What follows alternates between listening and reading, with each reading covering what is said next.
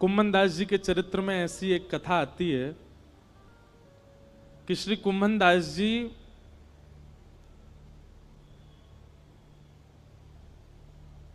बहुत अकिंचन थे।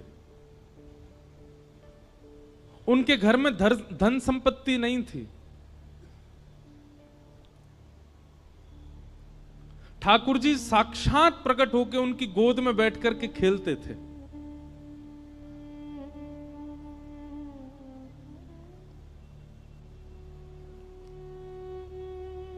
एक दिन ठाकुर जी उनकी गोद में बैठे थे और श्री कुम्भन दास जी तिलक लगा रहे थे।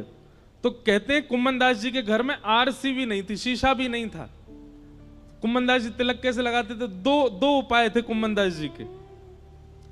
कठौते में जल भरते थे, उसमें अपना प्रतिबिंब देखते थे जल के अंदर, और प्रतिबिंब देख के फिर तिलक लगाते थे। या फिर ठाकुर जी किसी दिन खेलते खेलते उनकी गोद में आ जाते और गोद में बैठे बैठे ठाकुर जी बताते, हाँ कुम्भना यहाँ ते सीधो ले चल लगो। अब यहाँ नीचे तो नेक घुमाए दे, अब यहाँ ते नेक ऊपर कर, बीच में यहाँ कोने कर, अब यहाँ कर। ठाकुर जी तिलक लगवाते थे कुम्भन दास जी का। इतने सामीप्य में ठाकुर जी रहते थे। कुम्भन दास जी के चरित्र में आता है कि श्री कुम्भन दास जी जब अपने खेत में हल जोतते थे तो ठाकुर जी ऐसे अपनी पीतांबरी में अनाज आदि जो भी होता था वो लेके स्वयं डालते हुए चलते थे कुम्भन दास जी के साथ। पर कुम्भन दास जी ने कभी ठाकुर जी से कोई याचना नहीं की। एक दिन की बात है, कुम्भन दास जी अपने खेत में हल जोत रहे थे, ठाकुर जी पीछे ऐसे उड़ाते हुए चल रहे थे सब बीजों को। इतने में मंदिर का घंटा बजा और जोर जोर से जैसे घंटे बजने लगे तो कुम्भन दास जी ने तुरंत हल छोड़ा, हाथ धोने लगे, पांव में जल डालने लगे, मुख पोंछा और तुरंत मंदिर की ओर भागने लगे। ठाकुर जी बोले, ए कुंभना कहां जा रहा है? जय जय दर्शन को समय है गयो, मंदिर जा रहा हूं। बोले, तू भी कुंभना कैसो बावड़ो, मैं तेरे संग यहाँ खेत में खड़ा हूं, तेरे संग हल जुतवा रहा हूं और तू मंदिर में भाग रहा हूं मेरे दर्शन को।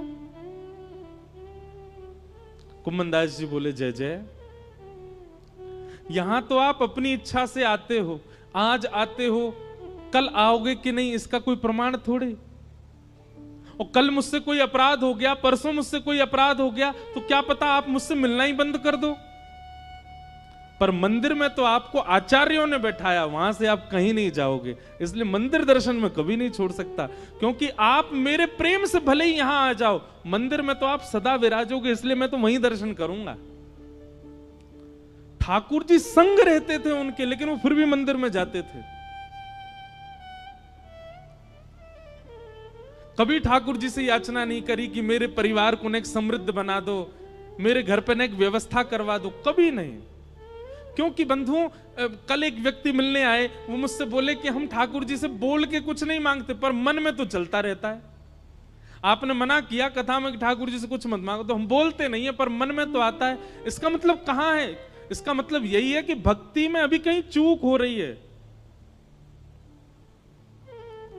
वास्तविकता बताएं बंधुओं, भक्ति तीव्र, भक्ति श्रेष्ठ तब जानिए कि ठाकुर जी सामने आए, ठाकुर जी को देखते भूल गए क्या मांगना था, विस्मृति हो गई।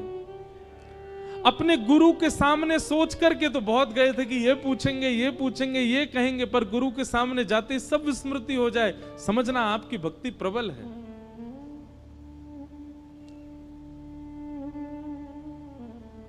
लेकिन बुरा नहीं मानिएगा, जो सोच करके गए वो जाकर के मांग लिया, इसका मतलब आप स्वार्थी थे, आपका प्रेम नहीं है ठाकुर जी से। एक दिन कुम्भन दास जी की गोद में ठाकुर जी बैठे थे, तो कुम्भन दास जी की दाढ़ी से खेल रहे थे ठाकुर जी छोटे से। तो ठाकुर जी ने मन में विचार किया, कुम्भन दास के घर में बड़ी दुर्बलता है, मैं कोई राजा के मन को चेताता हूं ताकि वो आधी संपत्ति कुम्भन दास को दे जाए। सो ठाकुर जी एक बड़े बादशाह, एक बड़े राजा के स्वप्न में गए और स्वप्न में जाकर के ठाकुर जी ने आज्ञा कर दी, बोले तेरी मनवांछित इच्छा जो तू चाह रहा है, तेरे महल में ये काम हो जाए, तेरी पत्नी के एक बालक हो जाए, सब पूर्ण हो जाएगा, लेकिन उसके लिए तुझको एक काम करना पड़ेगा। राजा बोला क्या करूं? अपनी इतनी संपत्ति गिरिराज जी लेके जा और श्री गोवर्धन में कुम्मनदास जी हैं, उनको जाके भेंट करके आ। संपत्ति भेंट करने से तेरे काम पूरे हो जाएंगे। ठाकुर जी की आज्ञा मान करके वो राजा कुम्मनदास जी के यहां गया और उस समय कुम्मनदास जी की गोद में ठाकुर जी बैठे थे, खेल रहे थे कुम्मनदास जी के संग। और ठाकुर जी कुम्मनदास जी से कह रहे, कुम्मना। कुम्मनदास जी बोले, हाँ जय जय बोलो। अरे सुनता हूं मैं तो एक बात करनी है। हाँ जय जय बोलो, कहा बात करनी है? इतना बस कहा ही था, इतने में ही वो राजा कुम्मनदास जी कुटिया में आ गया और राजा के आते ही ठाकुर जी अंतर ध्यान हो गए। सामने बादशाह खड़ा है, घुटनों पर बैठ करके अपनी आधी संपत्ति अर्पित करने को, लेकिन कुम्मनदास जी इधर उधर देख रहे हैं। अब तो यहीं बैठे, कछु तो कह रहे, पतो ना बोल के ही ना गए मोते। अब तो यहीं बैठे, कछु तो कह रहे, बोल के ही ना गए। राजा ने चरणों में प्रणाम किया, बोले भगवान आपकी आज्ञा हो तो मैं आपके कुटिया में अपनी सामग्री रखवा दूं, मैं आपको धन संपत्ति कुछ दान करने के लिए आया हूं। कुम्मनदास जी उल्टे उसके चरणों में गिर गए, बोले भैया ले जाया संपत्ति को, कोई और में बांट दियो, और कोई ना लेवे तो जमुना जी में बहाई दियो। ऐसी संपत्ति को कहा करूं, जाके मेरी कुटिया के द्वार पे आते ठाकुर जी भाज गए यहाँ थे। ऐसी संपत्ति को मैं कहा करूंगा, जैसे ठाकुर जी छोड़ के चले गए। घर के लोग चिल्ला रहे हैं, अरे कुम्मनदास जी कुछ तो ले लो, आपकी कुआरी भतीजी है, उसका ब्याह करना है, घर की थोड़ी मरम्मत करवा देंगे। रात में वर्षा हो जाती है तो रात भर सो नहीं पाते हैं, हमारे घर में जल भर जाता है, अरे कुछ तो ले लो, कोई देने आया है। कुम्मनदास जी बोले ऐसी संपत्ति ना लूंगा, जाके द्वार पे आते ही ठाकुर जी भाज गए। ले जा भैया, तेरे आगे हाथ जोड़ूं, अगर तू बहुत देर बैठो रहेगो तो मैं प्राण त्याग दूंगा, या को अभी लेके जा। और हट पूर्वक राजा को भगा दिया वहां से। राजा के जाते ही ठाकुर जी फिर आ गए। कुम्भना दौड़ करके गए, ठाकुर जी को गले से लगा लिया, बोले नाथ कहां चले गए आप? ठाकुर जी बोले कुम्भनदास से एक बात बता, मैंने एक राजा को स्वप्न दियो, स्वप्न में जाकर के वाकू चेतायो कि अपनी आधी संपत्ति ले जाके कुम्भनदास को दे दे, और वो तू को देने आयो, तेने स्वीकार क्यों ना करी? अरे तेरे घर में बैठवे के काजे कोई चद्दर ना है, तिलक लगावे के काजे आरसी तक ना है, तेरी भतीजे के ब्याह के काजे एक एक फूटी कौड़ी तेरे घर में नहीं है, मैंने चेताए करके एक राजा को भेजो, तेने वापिस कर दियो। कुम्भनदास जी ने एक बात कही ठाकुर जी से, जय जय आप सत्य बताइयो, राजा के आते ही आप अंतर ध्यान है गए। राजा जितनी संपत्ति लेकर के आयो, यदि मैंने वो स्वीकार कर ली होती, अपने घर में धर ली होती, अपने घर में लगा दी होती, तो आपको ये लगती अब तो कुम्भनदास पे खूब संपत्ति आ गई भैया, अब ये अपना घर बना लेगो, सब काम कर लेगो, और आप जो गए थे वो आते ही नहीं लौट करके। पर मैंने उस संपत्ति को स्वीकार नहीं किया तो आप पूछने के लिए दोबारा आ तो गए मेरे घर पर। यह मेरा सौभाग्य है कि मेरे ठाकुर जी फिर प्रकट हो गए। आपको लगती कि भैया यहाँ पे तो अब सुख समृद्धि है, अब अपने आप सब लोग गुजर बसर कर लेगो। अरे लाचार बालक को बार बार मां ध्यान क्यों देती है? वो बालक चलने लग जाए, फिरने लग जाए, बोलने लग जाए, तो मां धीरे धीरे उसको अपनी जिम्मेवारियां समझाने लगती है। तू अब खुद चला कर, खुद उठा कर, खुद तैयार हुआ कर, खुद भोजन किया कर। लेकिन वो बालक लाचार ही रहता है, तो लाचार बालक को मां गोद से छोड़ती नहीं। नाथ मुझे केवल एक ही कामना है आपसे कि मुझे कभी संपत्तिवान मत बनाना, मुझे कभी योग्य मत बनाना। क्यों? बोले मैं असंपत्तिवान रहूंगा तो मैं स्वयं को लाचार मानूंगा, और मुझे लाचार जान आप सदा मुझे अपनी गोद में ही रखोगे नाथ। इसलिए मुझे ऐसे ही रहने दो, मुझे योग्यता नहीं चाहिए। इसे कहते हैं निर्गुण भक्त।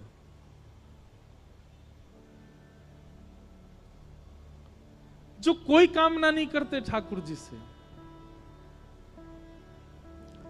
सदा प्रसन्न रहते हैं, ठाकुर जी की रजा में राजी रहते हैं, ये निर्गुण भक्त है।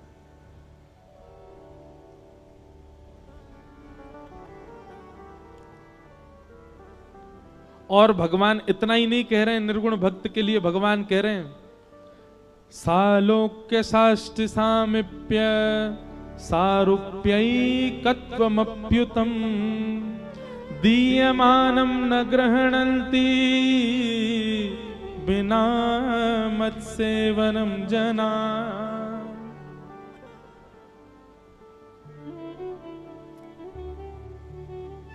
पांच प्रकार की मुक्ति होती है।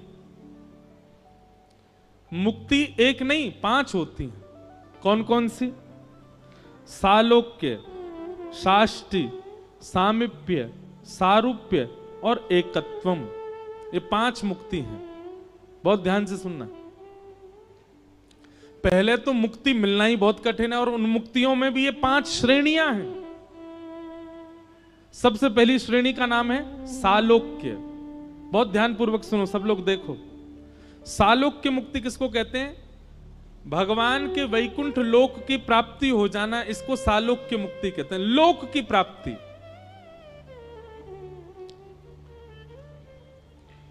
दूसरी मुक्ति का नाम है साष्टि। पहली मुक्ति में केवल लोक मिलेगा, ठाकुर जी का सामीप्य मिल पाए ये जरूरी नहीं है।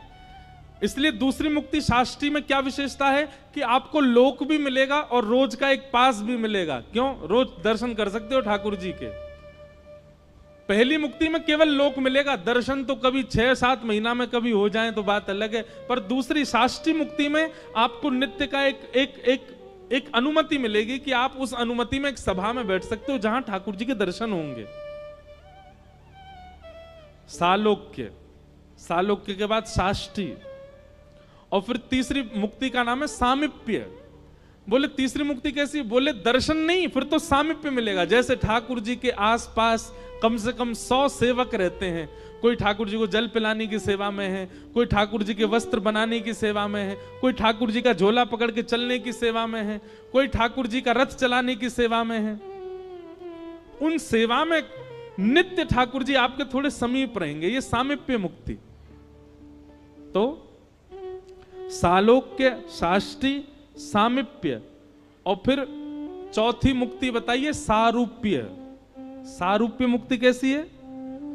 बोले ठाकुर जी जैसे ही आप भी चतुर्भुज हो जाओगे, ठाकुर जी जैसा ही रूप मिल जाएगा आपको। और कभी कभी ठाकुर जी को जब किसी से नहीं मिलना होगा तो आपको ही बोल, तू बैठ जा भैया, तू ही ठाकुर जी बन के बैठ जा, सबन को दर्शन दे दे। मतलब एक मित्रता जैसी ठाकुर जी से हो जाएगी। सारूप्य। एक कथा याद आई हमको, ध्यान से सुनना।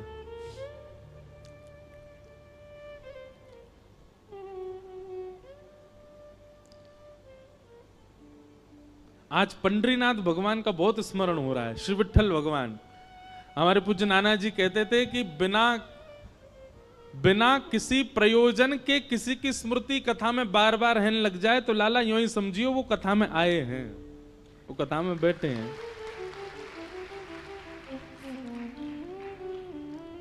पंडरीनाथ भगवान आपके मध्य प्रदेश से महाराष्ट्र ज्यादा दूर नहीं है।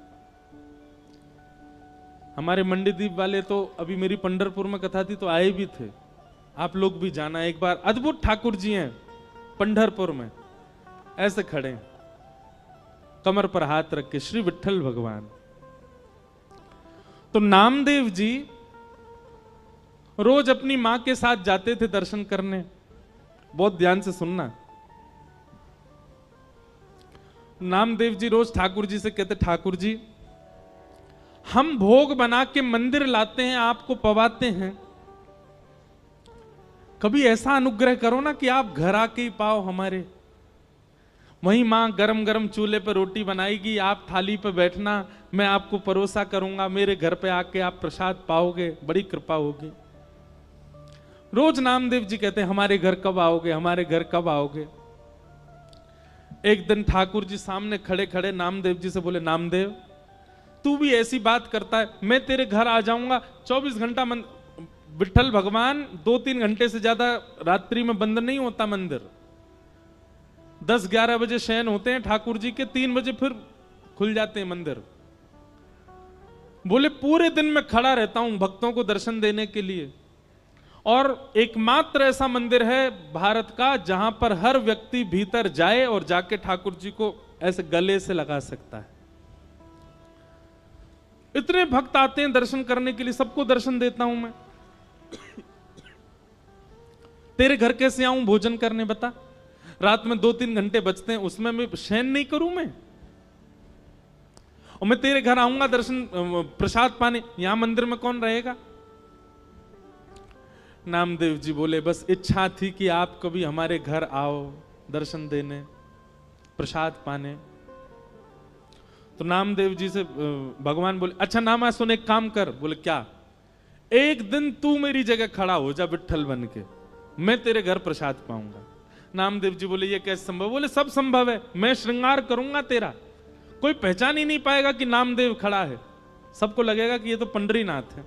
बस 2-3 बातों का ध्यान रखियो। नामदेव जी बोले क्या? बोले पहले मेरी जगह आ।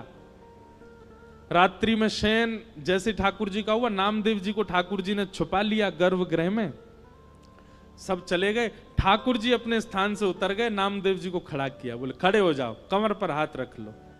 ठीक है। बोले अब ध्यान रखना, पहली बात तो आंख बंद रखना, खोलना नहीं, मैं ऐसे ही खड़ा रहता हूं। ठीक है। दूसरी बात, सुबह 3 बजे पुजारी जी आएंगे और तुमको नींद आ रही होगी बहुत जोर से, वो घंटे घड़ियाल बजाएंगे जोर जोर से, तो घंटे घड़ियाल सुनकर के तुम्हारी नींद खुलेगी, आंख मत खोल लेना, बंदी रखना। और फिर उसके बाद वहां मंगला आरती को वहां बोलते हैं काकड़ा आरती। कौन सी आरती? मंगला आरती को बोलते काकड़ा आरती। तो मंगला आरती जब होगी, आरती के बाद तुम्हारे ऊपर ठंडा ठंडा दूध डाला जाएगा, तुम्हारे ऊपर दही डाली जाएगी, शहद डाला जाएगा, जल डाला जाएगा। उससे ठिठर मत जाना, खड़े रहना स्थिर होके। नामदेव जी बोले अच्छा। फिर बोले काकड़ा आरती के बाद माखन मिश्री मिश्रित करके तुम्हारे मुख से लगाई जाएगी, उसको खा मत जाना, भूख तो बहुत लगेगी तुमको, मुंह में पानी भी आएगा, उसको लगे रहने देना, चाट मत लेना उसको। कहीं तुमने चाट लिया तो सब समझ जाएंगे नामदेव, खूब पिटाई होगी तुम्हारी। जी भगवान। इतने भक्त आएंगे दर्शन करने के लिए, और सब आकर के तुम्हारे पैरों को ऐसे पकड़ करके अपना सिर रखा करेंगे। कोई रोएगा, कोई चिल्लाएगा, कोई अपना दुख बताएगा, कोई अपना दर्द बताएगा।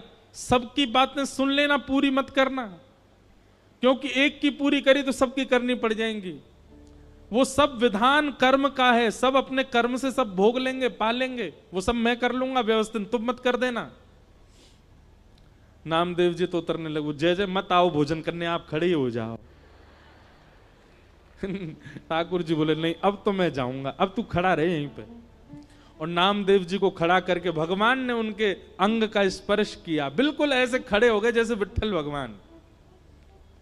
ठाकुर जी बोले अब खड़ा रहे, मैं जा रहा हूं तेरे घर। और श्री पंडरीनाथ भगवान पीतांबरी पहने, कस्तूरी की अद्भुत सुगंधी आ रही है, कटाक्ष नेत्र मकराकृत कुंडल पहने हैं, और छम छम चलते हुए नामदेव के घर पहुंच गए। नामदेव की मैया से बोले मैया भोजन पवाओ। पहले तो बहुत रोई, स्वागत किया, लिपट गई ठाकुर जी से। मैया बोली नामा गया था आपको लेने, वो कहां है? ठाकुर जी बोले वो व्यस्त है, हमारी जगह खड़ा है मंदिर में। मैया जल्दी भोजन पवाओ। और नामदेव जी की माता जी खूब प्रेम से रोटी बना बना के पवा रही हैं। वहां नामदेव जी खड़े चुपचाप और मन में सोच रहे हैं निमंत्रण मैंने दिया था, सुख मां को मिल रहा है पूरा।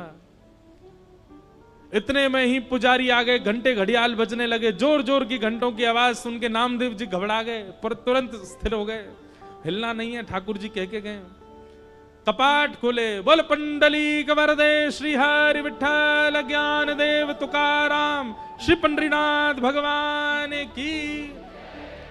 सब जय जयकार करने लगे। नामदेव जी स्थिर खड़े हैं, अभिषेक हुआ, मुख पे मक्खन लगा दिया, सब काम जो जो ठाकुर जी बता गए सब हुआ। जैसी काकड़ा आरती होने लगी तो पंडरीनाथ भगवान नामदेव जी के घर बैठे थे। घर बैठे बैठे ठाकुर जी के मन में आया, मैया चलो नामा से मिलके आते हैं। और एक काली सौल ठाकुर जी ने ओढ़ी, सिर के ऊपर डाल ली, अपना रूप छुपा लिया कि किसी को दिखूं ना। और भक्तों की पंगत में लंबी लाइन में ठाकुर जी खड़े हैं अपने भक्त को देखने के लिए।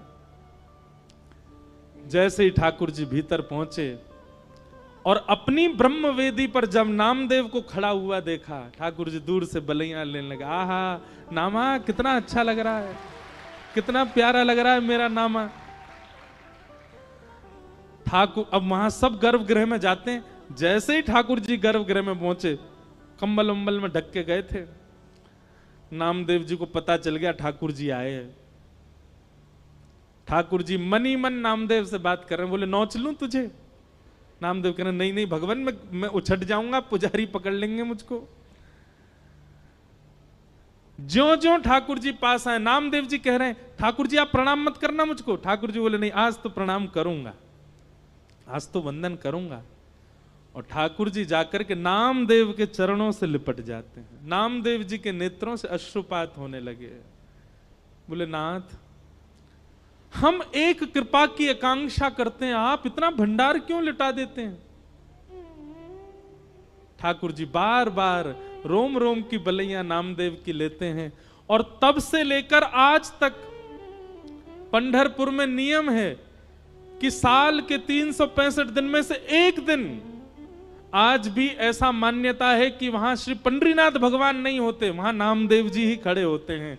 और सुनो बात तो सुनो पूरी, एक दिन वहां नामदेव जी खड़े होते हैं और सब पुजारी और मंदिर प्रशासन के लोग सब दर्शनार्थियों को प्रणाम करते हैं, क्योंकि दर्शनार्थियों के अंदर ही, दर्शनार्थियों के रूप में ही रूप बदल करके पंडरीनाथ दर्शन करने आते हैं नामदेव जी का। कौन कहता है कि ठाकुर जी कृपालु नहीं है? कौन कहता है ठाकुर जी अनुग्रह नहीं करते? आज भी करते हैं। ऐसे भक्त ठाकुर जी को अति प्रिय हैं, इनको कहते हैं निर्गुण भक्त। आप कहेंगे नामदेव जी ने ऐसी क्या निर्गुणता थी? सुनिए, आज भी आप जाएंगे पंढरपुर में तो पंढरपुर का जो मुख्य द्वार है पंडरीनाथ भगवान का, वहां आप जाकर के देखेंगे तो श्री नामदेव जी महाराज की समाधि पता है कहां है? मंदिर की जो सीढ़ियां हैं चढ़ने वाली, उन सीढ़ियों में नामदेव जी की और पूरे परिवार की समाधि है। नामदेव जी का भाव है, आज से लेकर के जब तक पंडरीनाथ भगवान विराजे रहेंगे, हमारी इच्छा है जितने दर्शनार्थी आए हमारे ऊपर होकर के पंडरीनाथ का दर्शन करने जाएं, सबकी चरण रज हमको प्राप्त हो। फिर बाद में कुछ राजाओं ने और मंदिर प्रशासन ने उस स्थान को बंद कर दिया। बोले हमको पीड़ा होती है जब नामदेव जी के ऊपर पैर रख करके हम लोग दर्शन करने जाते हैं। पर नामदेव जी आज भी वहां पौड़ी में सिड्डियों के भीतर नामदेव जी की समाधि है, बैठे हैं ठाकुर जी।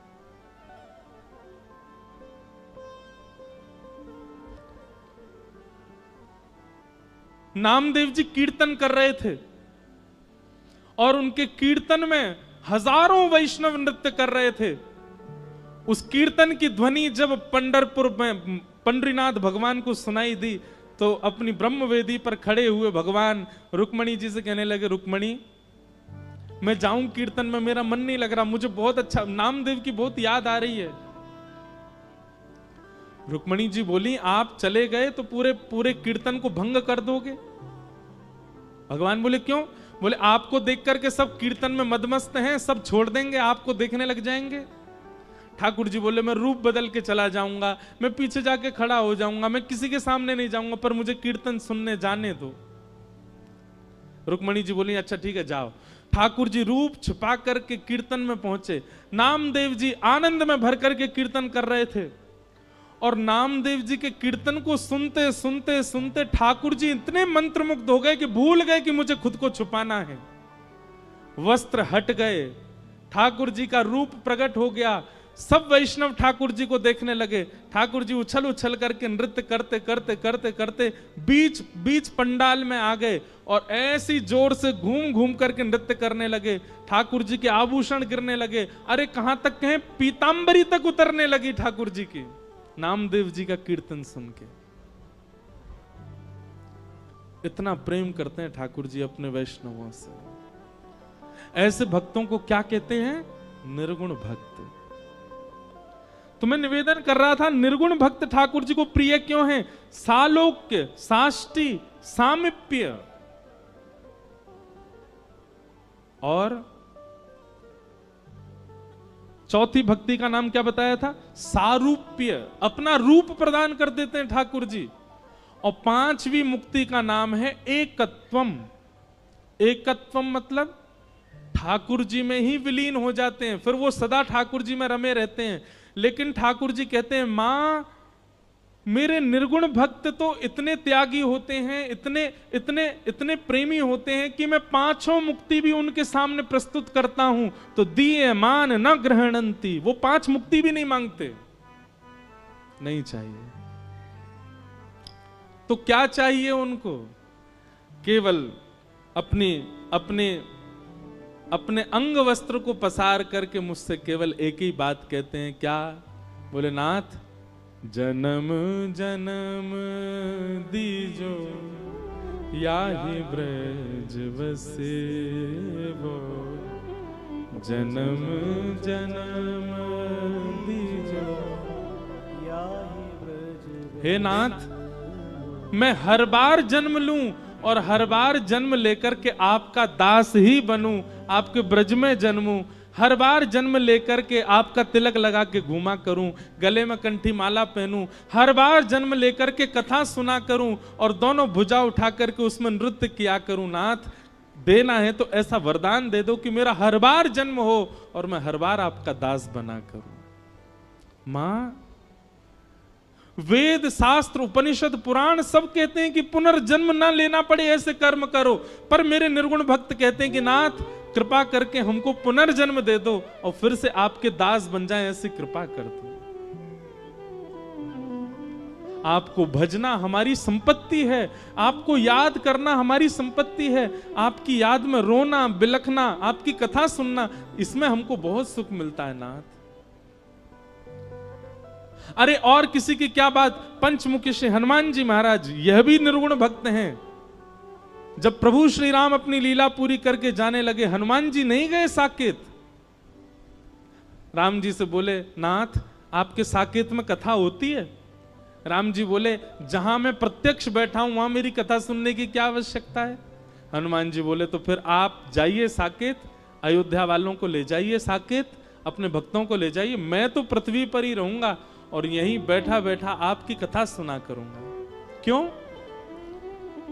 हनुमान जी कहते हैं, संयोग में प्रेमी केवल नेत्रों को दिखाई देता है, लेकिन जब प्रेमी का वियोग होता है और प्रेमी की चर्चा सुनने जब हम कथा में जाते हैं तो नाथ रोम रोम को प्रेमी दिखाई देता है। हम तो रोम रोम से आपके होना चाहते हैं, केवल नेत्रों से नहीं।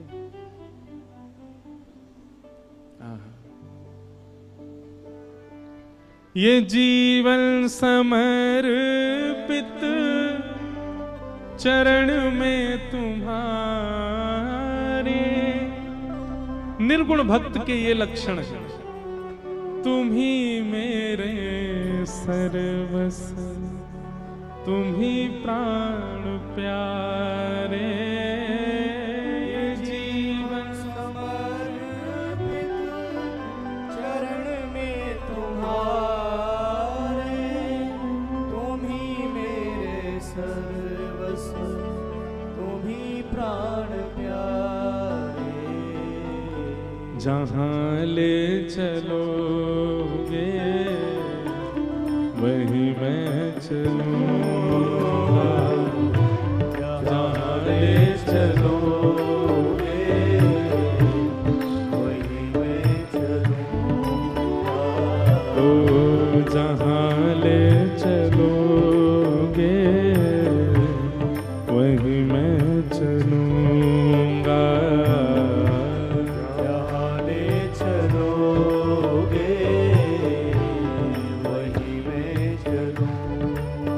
हे जहाँ नाथ रख दोगे, जहानाथ रख दोगे, जहानाथ रख दोगे, जहानाथ रख दोगे, हो वही मैं रहूँगा, जहाँ ले चलोगे वही मैं चलूँगा। जहाँ ले चलोगे वही मैं चलूँगा, ओ जहाँ ले चलोगे वही मैं चलूँगा। जहाँ ले चलोगे वही मैं चलूँगा। परम सौभाग्य है आज कथा में, वैसे तो नित्य ही विप्रजन विद्वज्जन सब आ रहे हैं, परंतु आज शक्ति मां के साधक परम पूज्य श्री ब्रजेश प्रताप द्विवेदी जी, जय माता दी गुरु जी पधारे हैं, आपको बारंबार प्रणाम।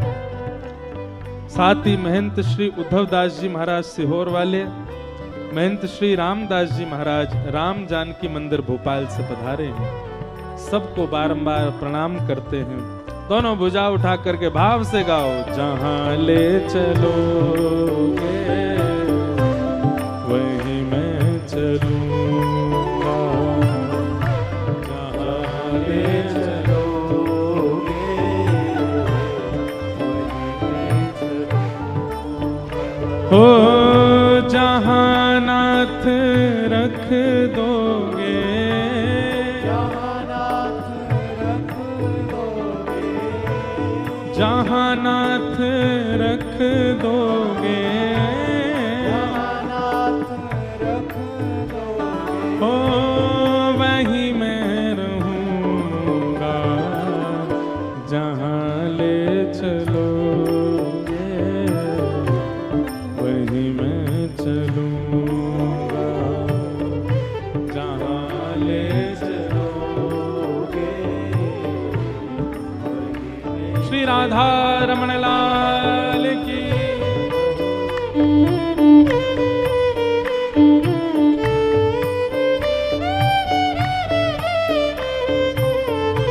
करताल बजा के गाओ,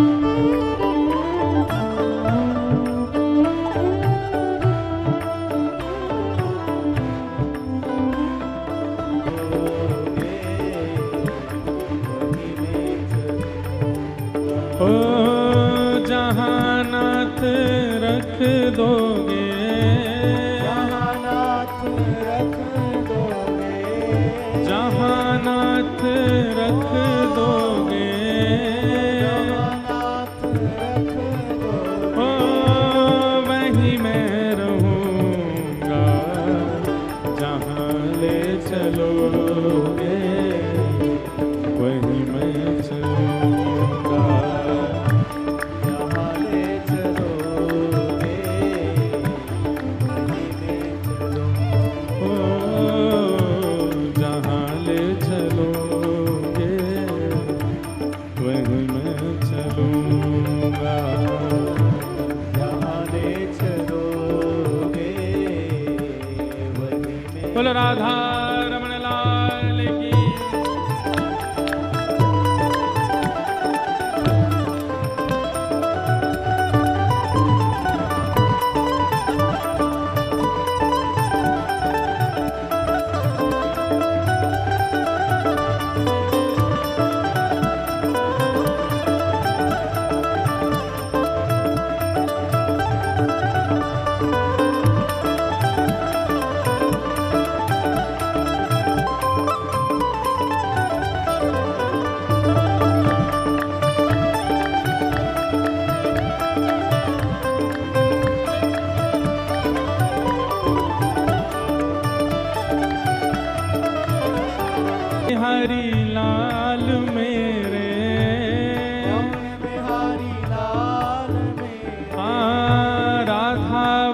वल्लभ लाल मेरे, राधा वल्लभ लाल मेरे, मैं तेरा ही रहूंगा, जहाँ ले चलोगे वहीं मैं चलूंगा, जहाँ ले चलोगे वहीं मैं चलूंगा। हो जहाँ नाथ रख दोगे, जहाँ नाथ रख दोगे, जहाँ नाथ रख दोगे, जहाँ नाथ रख दोगे, ओ वहीं मैं रहूंगा, जहाँ ले चलोगे वहीं मैं चलूंगा। आगे चलोगे वहीं मैं चलूंगा। गोविंद बोलो हरि गोपाल बोलो, गोविंद बोलो हरि गोपाल बोलो गोविंद बोलो हरि गोपाल बोलो, गोविंद बोलो हरि गोपाल बोलो, श्री राधा रमण हरि गोविंद बोलो, राधा रमण हरि गोविंद बोलो, श्री राधा रमण हरि गोविंद बोलो, राधा रमण हरि गोविंद बोलो, हे गोविंद बोलो हरि गोपाल बोलो, गोविंद बोलो हरि गोपाल बोलो, हे गोविंद बोलो हरि गोपाल बोलो। गोविंद बोलो हरि गोपाल बोलो। हमने कल कथा में बताया था ना, लाइट जावे तो क्या होता है। बोलो वृंदावन बिहारी लाल की, गोविंद बोलो हरि गोपाल बोलो, गोविंद बोलो हरि गोपाल, गोविंद बोलो हरि गोपाल बोलो, गोविंद बोलो हरि गोपाल बोलो, श्री राधा रमण हरि गोविंद बोलो, राधा रमण हरि गोविंद बोलो, श्री राधा रमण हरि गोविंद बोलो, राधा रमण हरि गोविंद ओ जय जय राधा रमण प्यारो राधा रमण, राधा रमण प्यारो राधा रमण, ओ जय जय राधा रमण प्यारो राधा रमण, राधा रमण प्यारो राधा रमण, ओ जय जय राधा रमण प्यारो राधा रमण, राधा रमण प्यारो राधा रमण, जय जय राधा रमण प्यारो राधा रमण, राधा रमण प्यारो राधा रमण, ओ जय जय राधा रमण प्यारो राधा रमण, जय जय राधा रमण प्यारो राधा रमण, राधा रमण प्यारो राधा रमण, ओ जय जय राधा रमण प्यारो राधा रमण, राधा रमण प्यारो जय जय श्री राम, जय जय श्री राम, जय जय श्री राम। बोलो वृंदावन बिहारी लाल की। विराज जाओ, सब लोग बैठ जाओ। ठाकुर जी अपनी उपस्थिति अपने आप दर्ज करा देते हैं कि हम आ गए हैं, हमारो आन। और ये पता हर कथा में होता है ऐसा, लगभग हर कथा में।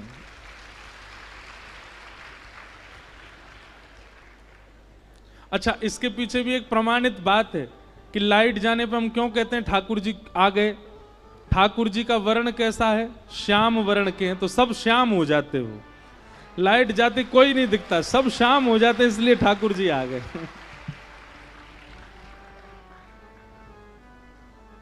इस प्रकार कपिल भगवान देवहूति माता को ज्ञान उपदेश कर रहे हैं। तो भैया सुनो, अगर राजस हो तो निर्गुण राजस हो, अगर तामस हो तो राजस बनने का प्रयास करो, राजस हो तो सात्विक बनने का प्रयास करो, और सात्विक हो तो अब निर्गुण बनो। कुछ नहीं मांगना ठाकुर जी से। और ये कुछ ना मांगने की प्रवृत्ति ठाकुर जी के प्रति कब बनती है? जब हम पूर्ण रूपेण ठाकुर जी में विश्वास कर लेते हैं, भरोसा। भक्ति की 3 धाराएं हैं, बहुत ध्यानपूर्वक सुनो। सबसे पहला विश्वास, दूसरा संबंध, ठाकुर जी से कोई संबंध जरूर होना चाहिए आपका, और तीसरा समर्पण। हमारे भारत में बहुत अच्छे राम कथा के वाचक हुए श्री राजेश रामायणी जी, उन्होंने हमारे यहां भी कथा की। हम और पिताजी महाराज हर वर्ष अपने गुरुदेव की स्मृति में कथा कराते हैं।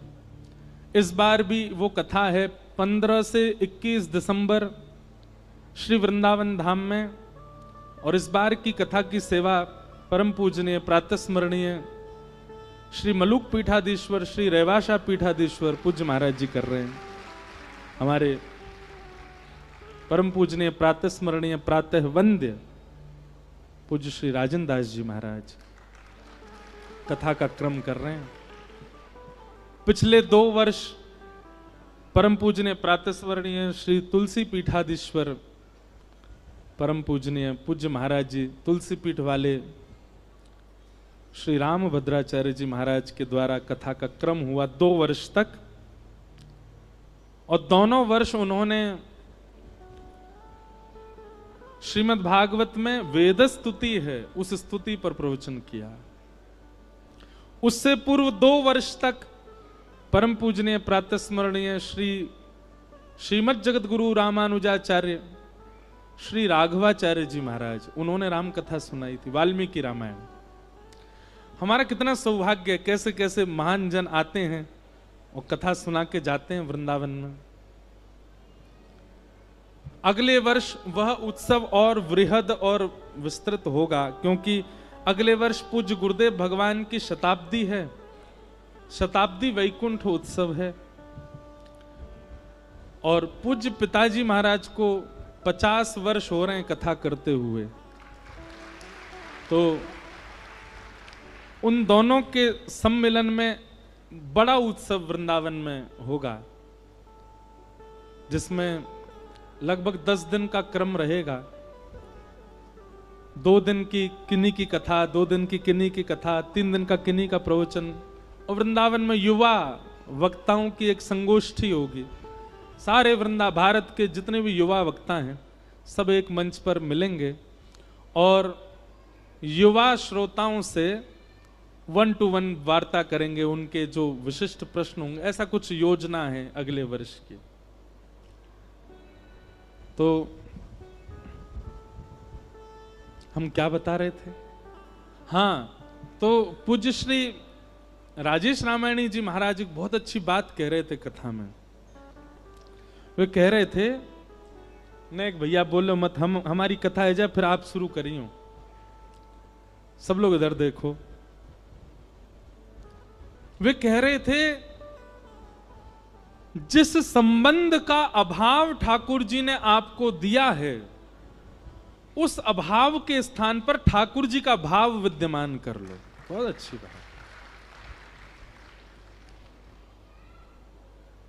और आज की डेट में एक संबंध का अभाव लगभग सबके जीवन में है, मित्र किसी का भी नहीं है, प्रेमी संसार में है ही नहीं है। ठाकुर जी से एक संबंध बनाओ। मेरे तो गिरधर गोपाल दूसरो न कोई, दूसरो न कोई। भाई छोड़या बंधु छोड़या, छोड़या जग सु। साधुअन संग बैठ बैठ, साधुअन संग बैठ बैठ, लोक लाज खोई रे। मेरे तो गिरधर गोपाल दूसरो न कोई,